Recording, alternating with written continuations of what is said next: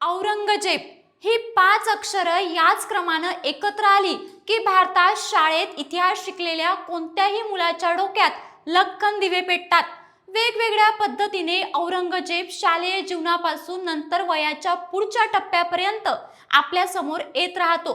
त्यातही महाराष्ट्रात छत्रपती शिवाजी महाराजांचा इतिहास शाळेत, घरात, गोष्टींमध्ये, पुस्तकात शिकलेल्या माणसाला औरंगजेब नाव फक्त माहीतच नसतं, तर इतर प्रांतातील माणसापेक्षा जरा जास्तच माहीत असतं। छत्रपती शिवाजी महाराजांच्या विरोधातील त्याच्या कारवाया, मराठा साम्राज्यावर सतत केलेले हल्ले, शिवाजी महाराजांनी त्याने पाठवलेल्या शाहिस्तखानासारख्या सरदारांना तितक्याच ताकदीनं उत्तर देणं, सुरतेची लूट, पुरंदरचा तह, आग्र्याला महाराजांना कैदेत ठेवणं, इथपासून आपल्याला औरंगजेबाचा संबंध माहिती असतो। इतकंच नाही तर छत्रपती संभाजी महाराजांना अत्यंत हालाहाल करून त्याने मारल्यामुळे महाराष्ट्रात राहणाऱ्या लोकांना हा इतिहासाचा टप्पा अतिशय भावनिक उंबरठ्यावर नेऊन उभा करतोच। त्याला सुरुवातीची 40 वर्ष फक्त मुघलांचा बादशाह होण्यासाठी खर्ची घालावी लागली। सत्ता आल्यावर त्याने अनेक वर्षाचा सुवर्णकाळ भोगला खरा, पण एवढ्या मोठ्या शक्तिशाली बादशाहाला 26 वर्ष तंबूत काढावी लागली। त्याच्या आयुष्याचा शेवटचा टप्पा एखाद्या सिनेमातल्या शोकांतिकेसारखा होता।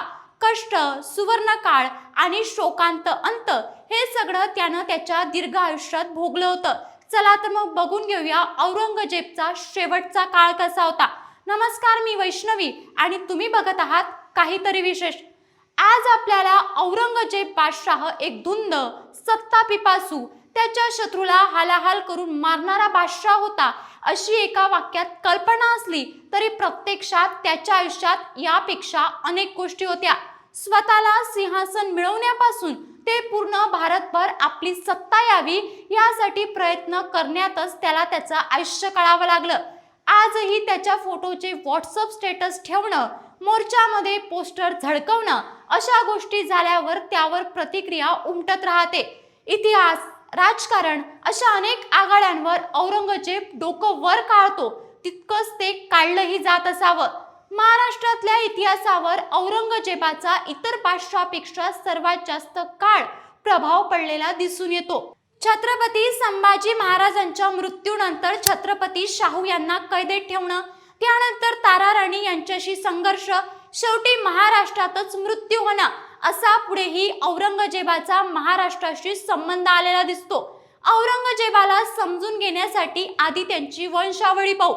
तैमुराच्या वंशातल्या बाबराने मुघल साम्राज्याचा पाया रचला, त्यानंतर त्याचा मुलगा हुमायून बादशाह झाला, त्यानंतर अकबराने राज्य चालवले। अकबराचा मुलगा जहागीर याने गादी सांभाळल्यानंतर शहाजहान बादशाहने मुघल साम्राज्याचा कारभार पाहिला। औरंगजेब हा याच शहाजहानचा पुत्र होय। औरंगजेबानं आपली कारकिर्दी सुरू केल्यावर अनेक नियम तयार केले। नवीन वर्षाची सुरुवात नवरोजच्या ऐवजी रमजानच्या वेळी झालेला राज्यारोहणाचा उत्सव हा नववर्षाचा उत्सव ठरला। दारू, मादक पेयावर बंदी घातली, दरबारातून संगीत हद्दपार केलं, धार्मिक बाबतीत मतं न पटणाऱ्या लोकांना सरसकट ठार मारायला सुरुवात केली। बोहरा धर्मगुरू सय्यद कुतुबुद्दीन यांनाही मारण्यात आलं। 5 जून 1659 रोजी त्याचा राज्याभिषेक झाला। त्यानंतर त्याने सर्व दिशांना आपलं राज्य वाढवायला सुरुवात केली। एकीकडे दक्षिणेत शिवाजी महाराजांशी लढणं सुरू असताना पूर्वेला आसामपर्यंत त्याच्या हालचाली सुरू होत्या। हिंदूवरील जकात कर दुप्पट करणे, हिंदूंच्या देवळांचा विध्वंस करण्याचे आदेशही त्याने दिले। हिंदू देवळांच्या अवशेषांवर मस्जिदही बांधण्यात आला। शीख धर्मीयांशी मुघलांचा संघर्ष वाढला। शीख धर्मगुरू तेग बहादूर यांना दिल्लीत आणून हलाहाल करून मारण्यात आलं। औरंगजेबच्या दिलडस बानू, रहमत उन्निसा, औरंगाबादी महल आणि उदयपुरी महल या 3 पत्नी होत्या। त्याला जेबुनिसा, जैतनु उन्निसा, जुबेदात उन्निसा, बद्रुनिसा, मेहरुनिसा या मुली होत्या। तर मोहम्मद आझम, मोहम्मद अकबर, मोहम्मद सुलतान, मोहम्मद मुअज्जम, मोहम्मद कामबख्श हे पुत्र होते। छत्रपती शिवाजी महाराज यांना रोखण्यासाठी औरंगजेबाने सतत प्रयत्न केले। मोगलांनी मराठ्यांकडून कल्याण बंदर जिंकून घेतलं, कधी शाहिस्तखानाला दक्षिणेत पाठवलं, मग शिवाजी महाराजांनी शाहिस्तेखानाला पळवून लावलं. शिवाजी महाराजांनी करातबक खानला उंबरखिंडीत पराभूत केलं, सुरतेची लूट केली. अशा वेगवेगळ्या घडामोडी सुरू राहिल्या. 1665 मध्ये मिर्झा राजेंनी पुरंदरला वेढा दिला आणि शिवाजी महाराजांना तह करावा लागला. यात त्यांना आपल्या स्वराज्यातले 23 किल्ले परत द्यावे लागले. तसेच पुढच्या वर्षी त्यांना आग्र्यालाही जावं लागलं. आग्रा येथे शिवाजी महाराजांना कैद टाकल्यानंतर अत्यंत चातुर्याने महाराजांनी स्वतःची सुटका करून घेतली. परत आल्यानंतर शिवाजी महाराजांनी एक एक किल्ले आणि जवळचे खानदेश, वराड हे सगळे प्रांत लुटले, किल्ले जिंकले. पुढे 1674 साली राज्याभिषेकही करून घेतला. मग इतर प्रदेशही त्यांनी जिंकून घेतले. 1680 साली शिवाजी महाराजांचे निधन झाले. 1681 साली औरंगजेबाचा पुत्र अकबराने स्वतःला राज्याभिषेक करून बंड केले. मात्र ते अपयशी ठरल्यामुळे त्याला महाराष्ट्रात यावं लागलं. मग औरंगजेबाने पुन्हा दख्खनमध्ये येण्याचा निर्णय घेतला आणि 1682 साली तो औरंगाबादला आला. मुघलांनी गोवाळकोंडा, हैदराबाद, माळवा, विजापूर असे एक एक प्रांत जिंकून घेतले. राजपुत्र अकबराने इराणला पलायन केले. 1689 साली औरंगजेबानं छत्रपती संभाजी महाराजांना कैद करून त्यांना हलाहल करून क्रूरपणे त्यांचा शिरच्छेद केला. महाराणी येसूबाई आणि संभाजी महाराजांचे पुत्र शाहू यांना कैद केलं. त्यानंतर महाराष्ट्राचे किल्ले तसेच दक्षिणेतील प्रदेश जिंकायला सुरुवात केली.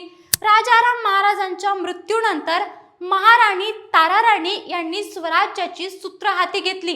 त्यांच्याशी संघर्ष सुरूच राहिला. हा सततचा संघर्ष किल्ले घेणं, गमावणं, प्रदेश गमावणं, लूट करणं किंवा आपल्या संपत्तीची लूट होणं हा क्रम औरंगजेबाच्या अखेरपर्यंत सुरूच राहिला. औरंगजेब बादशाह असला तरी त्याच्या आयुष्याचं शेवटचं दशक फक्त दुःखानेच भरभरून गेलं होतं. एकाकी आणि हतबल अवस्थेकडे त्याची वाटचाल होत गेली. इतर बादशहाच्या तुलनेत दीर्घ आयुष्य मिळालं असलं तरी तेवढीच जास्त दुःख त्याच्या वाट्याला आली. त्याच्या मुलाचा अकबराचा इराणमध्ये मृत्यू झाला. आवडती सून 1705 साली मृत्युमुखी पडली. मुलगी जेबुन्निसाने आत्महत्या केली. त्याची बहीण गोहर आराही 1700 साली निधन पावली. 1706 साली त्याची दुसरी मुलगी मेहरुनिसा व जावई सुद्धा वारले. मग त्याचा नातूही वारला. 1707 मध्ये मृत्यू होण्याआधी काही दिवस त्याचे 2 नातू वारले. असं दुःख, एकटेपण, वैफल्य यांना कंटाळून त्याला मृत्यू पत्करावा लागला. औरंगजेबाचा अहमदनगर जवळ भिंगार येथे मृत्यू झाला. त्यानंतर त्याचा मृतदेह खुलताबादला आणण्यात आला. कारण मृत्यूनंतर आपली कबर ही आपले गुरु सय्यद झैनुद्दीन सिरियाजी यांच्या शेजारीच असावी असं औरंगजेबाने मृत्यूपत्रात लिहून ठेवलं होतं. याविषयी इतिहासकार डॉक्टर दुलारी कुरैशी सांगतात, औरंगजेबाने इच्छापत्र लिहिलं होतं. त्यात त्याने अगदी स्पष्ट लिहिलं होतं की माझे गुरु हजरत ख्वाजा झैनुद्दीन सिराजी यांना तो आपला गुरु मानायचा. झैनुद्दीन सिराजी हे औरंगजेबच्या खूप पूर्वीचे होते. पण औरंगजेब खूप वाचन करायचा. त्यात त्याने सिराजी यांना खूप फॉलो केलं होतं. मग औरंगजेबाने सांगितलं की माझी कबर जी बांधायची ती सिराजी यांच्या जवळच बांधायची. ही कबर कशी असावी याविषयी औरंगजेबानं मृत्यूपत्रामध्ये सविस्तर लिहून ठेवलंय. कुरैशी सांगतात, माझी जी अकबर बांधाल ती मी जे पैसे स्वतः कमवले आहेत त्या जितकं होईल तेवढ्यातच बांधायची आणि त्यावर एक सब्जाचं छोटंसं रोप लावायचं. एवढीच औरंगजेबाची इच्छा होती. औरंगजेबाने टोप्या बनवल्या होत्या. तसंच तो कुराण शरीफ लिहायचा. त्यात जी कमाई झाली त्यातच त्याची खुलताबादेत कबर बांधण्यात आली. औरंगजेबच्या मृत्यूनंतर त्याच्या मुलानं आझमशहानं ही कबर बांधली. औरंगजेब गुरु मानत असलेल्या झैनुद्दीन सिराजी यांच्या कबरीजवळच औरंगजेबची कबर आहे. पूर्वी या कबरीवर वरच्या बाजूला संरक्षित कवच देण्यात आलं होतं. ते लाकडाचं बांधलं होतं. त्यानंतर मग 1904-1905 च्या दरम्यान लॉर्ड कझिन आले आणि त्यांना वाटलं की इतका मोठा बादशाह आणि त्याची किती साधी कबर कशी काय असू शकते. त्यामुळे मग त्यांनी तिथं मार्बल ग्रिल बांधून कबरीची थोडी सजावट केली. औरंगजेबाच्या कबरीपाशी एका बाजूला एक शिळा ठेवण्यात आली आहे. तिच्यावर लिहिलं आहे की औरंगजेबाचं पूर्ण नाव अब्दुल मुझफ्फर मुद्दीन मोहम्मद औरंगजेब आलमगीर आहे. औरंगजेबाचा जन्म 1618 ला आणि मृत्यू 1707 मध्ये झाला. मुघल बादशाह मधील एक शक्तिशाली बादशहाचं मन ज्या दख्खनच्या एका शब्दानं आयुष्यभर भरून गेलं होतं, त्या दख्खन मधून त्याला बाहेर पडताच आलं नाही. तो इथे सुपुर्दे खाक झाला. म्हणजेच काय तर औरंगजेबचा शेवट हा अत्यंत कठीण काळात गेला. आता ही माहिती तुम्हाला कशी वाटली आम्हाला कमेंट करून नक्की कळवा आणि अशाच पद्धतीचे नवनवीन व्हिडिओ पाहण्यासाठी काहीतरी विशेष या चॅनलला सबस्क्राईब करायला विसरू नका.